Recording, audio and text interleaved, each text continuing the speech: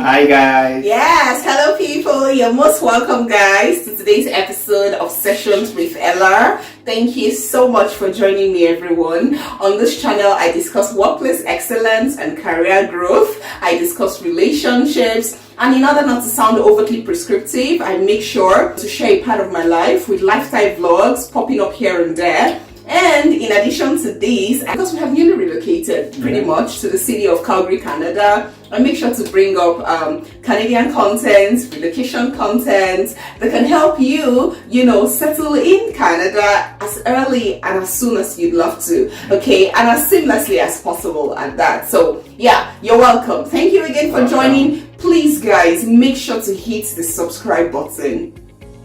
Guys, it's no longer funny. Please hit the subscribe button, like this video, hit the notification bell so that every time I post the content you are notified. By liking the video, you are telling YouTube I like this content. Please continue to encourage it, and that way my channel gets better visibility. So yeah, thank you so much everyone. Today, we have an August visitor in September, pretty much, right? Yeah. Yes. That would pass. Yeah. An August visitor in September, and that's my husband, my lovely husband here. Thank you for being here, first of all. And no problem. It's becoming pretty easy to have you on the channel because I know we have filmed a video together. Aside the Stampede video, we have another video I've edited. The subscribers have not seen it yet, but then it will be the next video. Okay. So it's pretty much easy to have you on the channel now. No worries. No worries. Yeah. Should we expect like more of you? No, I don't think so. I just let you do your thing. Thank you for doing this, to be honest. All okay. Right. Yeah. So guys, today we are going to be talking about our PR story. The word, babe, what's the right word to describe our PR story? Eventful.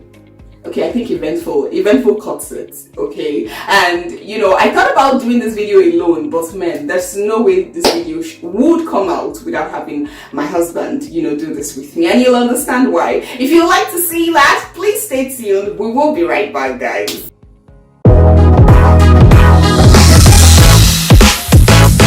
Alright, so guys, the journey started in January 2020. And as you all know, 2020 was the year of the pandemic. I began the process, and I had to get the preliminary stages closed. Things like your IELTS exam and your WES evaluation. Your WES evaluation is an evaluation of your educational qualification in comparison with the Canadian standard, so they would know where you fit into their system. I registered for the WES evaluation and IELTS in January, and I had 2 months to prepare for the exam. So I was to write the exam in March, and something happened. The very day, which was March 21st, was the very same day the lockdown was initiated. I was lucky enough I wrote the exam in Ibadan, somewhere in Nigeria, and that same day, those who were writing in Lagos, if you can remember, their exam was cancelled. So I was lucky to have written that exam that day, March 21st, 2020. And I had also started the WES evaluation. I had created a WES profile, which is the very first step. And I contacted my university to send my transcript to WES. So I made payments already, and I was hoping that doing this in January 2020, usually it's supposed to take about 2 months. So I was thinking in March, when I'm done with my IELTS, my WES will be ready, and then I'll jump into the pool. But I didn't know what was coming.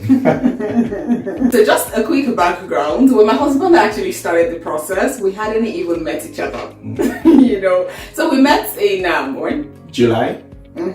So yeah, we met in July 2020. So you can see that he started off with the IELTS in the month of March, and then we met in July. And we were dating for a while. I had no idea. I had no clue that he was doing any of this. So babe, at what point, did you decide that you were going to let me in on the process you were on at the time? We're dating at the time, right? Okay, so Our relationship had a very good start sometime in July 2020. I just met her and we're still friends. Yeah. And so I was getting to know her, and with each passing day, I started to realize that this was someone I definitely would not want to live in Nigeria, because at that time she was doing so well in Nigeria, trust me. I had it in my mind like, okay, I wouldn't want to leave this country without going with her. So I had to find out first what our plans were. So sometime in September, I just had to probe a little. I knew she was running a master's program with BSN, Business School Netherlands. I knew her to be this ambitious young lady. I just wanted to see what her plans were post the program. And she was like, well, I actually want to relocate to Canada. I'm like, wow. So I want to relocate to Canada, she said. I just needed to get that master's degree to boost my CRS score, if you know what I'm talking about. So, and I was smiling inside like, okay, I guess that was where God started speaking again. All right, so when she said that she was looking to relocate to Canada with that degree, and then I had to open up also to let her know that I was actually in something similar, because my qualification as a doctor of optometry was just enough at that time to get me an invitation. So I was going into the pool knowing that I would definitely get an invitation. I mentioned to her the current situation of things, and I was having issues with my transcript being sent to West, and something happened that day. No. So my wonderful wife, who was my girlfriend at that time, asked us to pray about the situation. We had hands that day and talked to God about the transcript, and we made some declarations, and this was sometime at the end of September in 2020. Okay, so after that day, things started to happen. After that day, Emotions. things were set in motion. Believe me, you will understand as we proceed. Yes, guys, thank you so much for sharing, babes. Okay, so what I recall that happened was after that day, my husband started to get like positive response from the person who was in charge of the transcripts in school. I understood at the time that the director of student affairs changed in Uniben, so the policy had changed and it was a bit difficult, to get those things done at the time. But then, right after we started to pray, before that time, it was complete silence. And then as soon as we started to pray, after that time, he began to get positive responses. She was making moves, they were working, and the transcript was actually in sight. And good thing, within a month, by the end of October. Yes, it was like exactly a month or something. But by the end of October, transcript was sent to West. And guess what, guys? This one, so my husband said that our PR story was actually very eventful, because it's actually very true.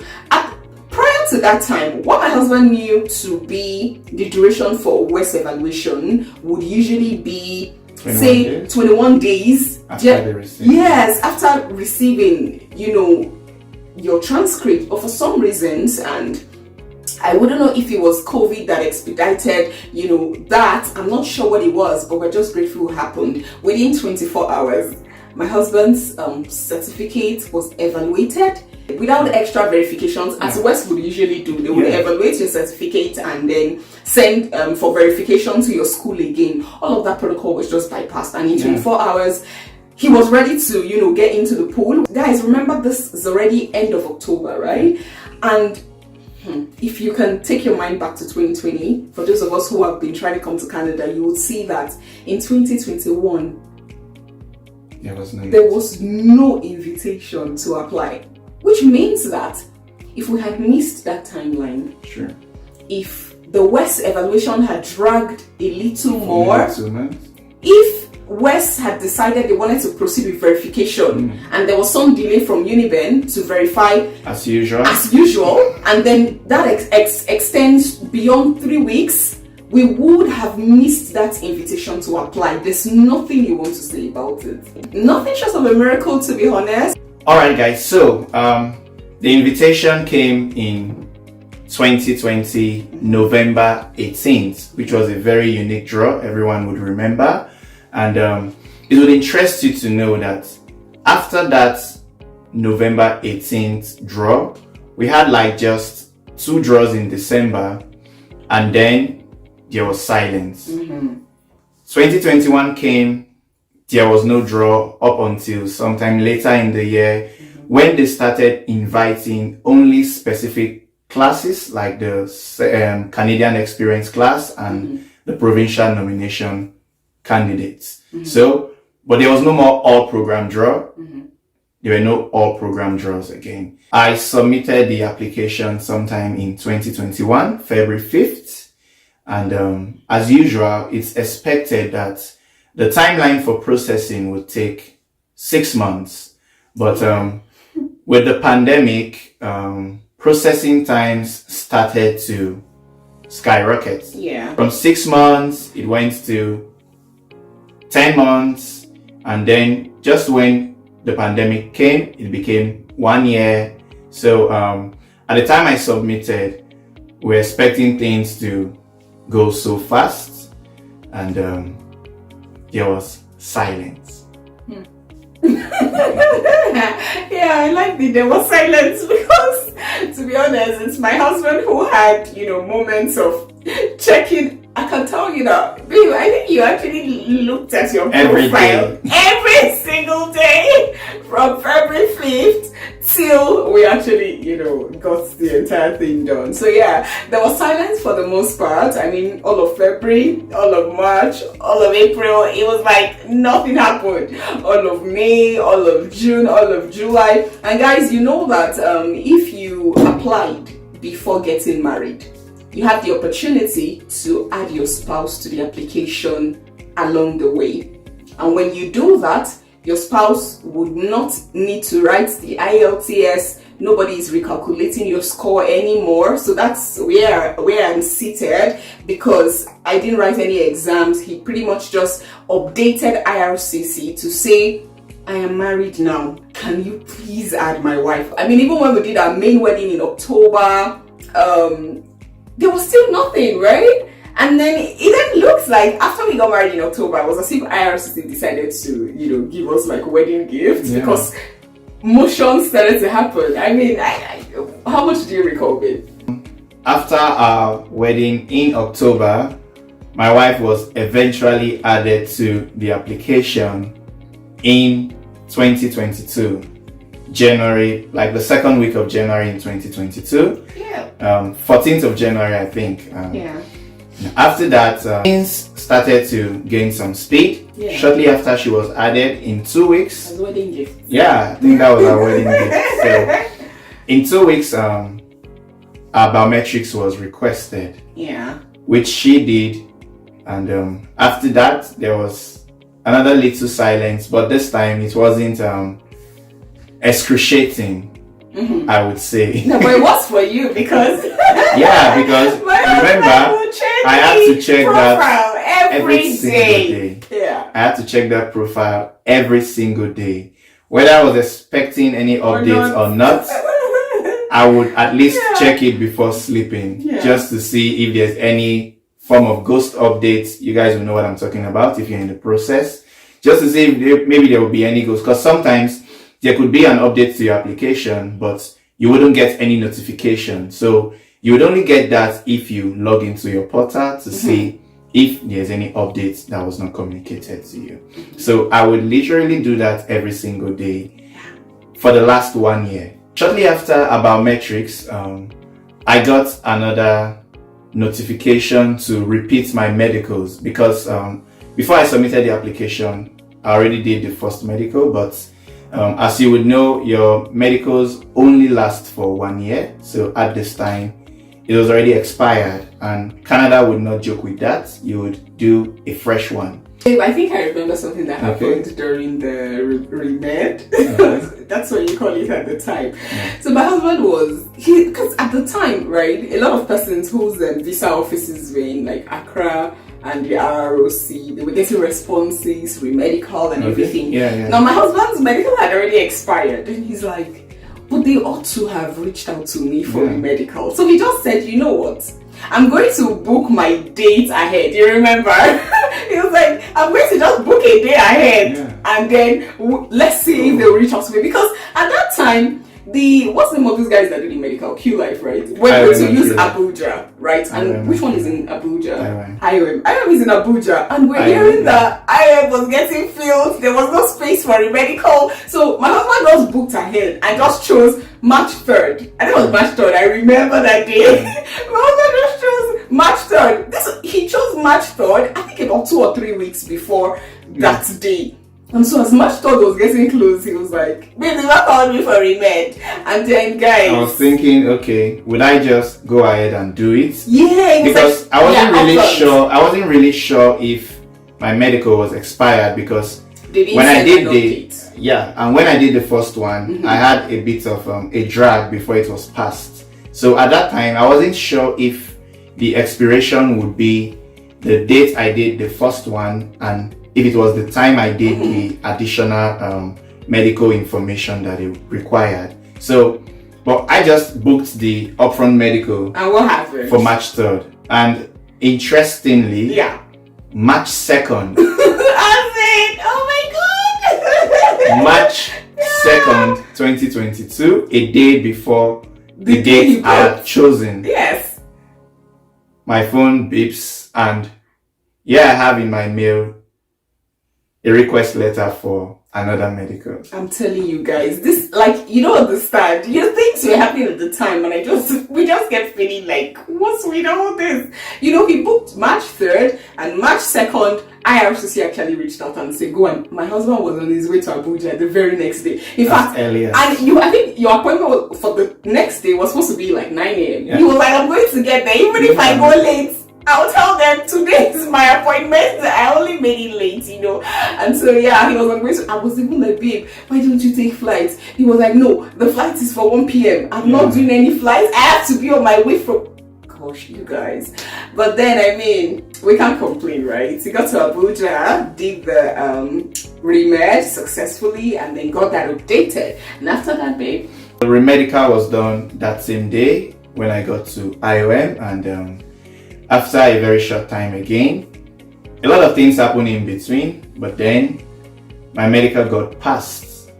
And at this time, we already started saying some things like, okay, maybe God should just give us a birthday gift. Don't say this one, you guys! Because my wife's birthday is April 7th. Yeah. And my birthday is May 17th. Yeah. So in January, we already started saying, okay, maybe God could just give us birthday gifts this year, because I already anticipated maybe I'll be in Canada in 2021, December 2021, with my own calculation, but I missed that, and this was 2022, and I was like, okay, Lord, this would be the year. Maybe you could just make it as a birthday gift for us. I mean, you guys, you need to take note of this birthday gift though. Just hold it and listen.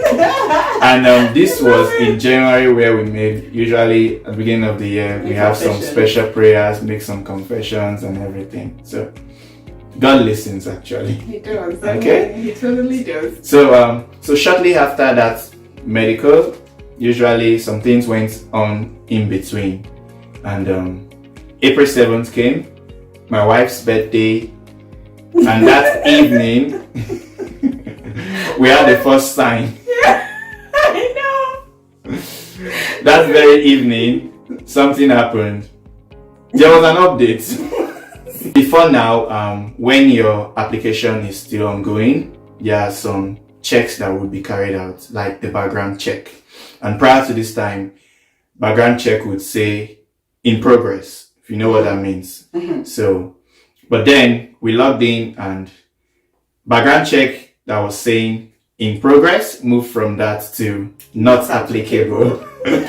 if you've done this process, you will know what not applicable means at this time. So it showed not applicable. And also at this time, my medical had not been passed because they had some drags and some delays and all that. So, but seeing that the background check was not applicable, that was some good progress. Absolutely. And we celebrated that birthday gift that day from God. I And know. we moved on. Few days after, on the 12th of April, medical passed. I logged in again and medical was passed. Absolutely. So that was just like 5 days after. So at this point, there's really nothing we need from IRCT anymore, except for the eagle has landed, right? Yeah, the eagle has landed. It's called. I know. So when medical was passed, background check not applicable. Yeah. The next thing you will be expecting is your PPR letter. Few days after, on the 14th, which was just 2 days after medical passed, 7 days after my birthday, and 7 days after your birthday, that same evening, the eagle landed. the eagle landed. So this was like 3 things in 7 days. Yeah, it was a lot. April 7th, April 12th, and April 14th. In the space of 1 week, not applicable, medical passed, PPR letter came. Amazing, you guys. Really, amazing. really. To be honest, guys, and babe, I don't know. One of the reasons why I'm doing this video at this point is because I know that there are so many people who, like at this point, you know, have been waiting for so long. 2021, there was nothing going on, as it were, and you waited for so long only to be slammed scores of 500 and what was the very first score? In fact, it was like 531 or something. Yeah, 550. It was crazy. And right now, scores is at like 516 and everyone is still hopeful. Look, we're holding your hands, not coming here. So yeah, I'm just trying to encourage everyone. I mean, who has been waiting and it's been turbulent. Maybe you've been writing IELTS a couple of times or because you had to, or your transcript is still being held up or something. Best believe, you guys, that I mean, because it's easy to say this whole thing was chance happening here and there, but for us it wasn't chance in any way, because not at all. Yes, the expectation of the righteous, you know, will not be cut short, and that's totally our experience. Now we're not done with the story, because Babe actually got his birthday gift. So what actually happened was, after PPR letter came on 14th of April, I knew I had to resign at that point. Luckily for me, we had conference in Lagos, you know, at the end of April. So I resigned at that point and I gave 2 months notice at work.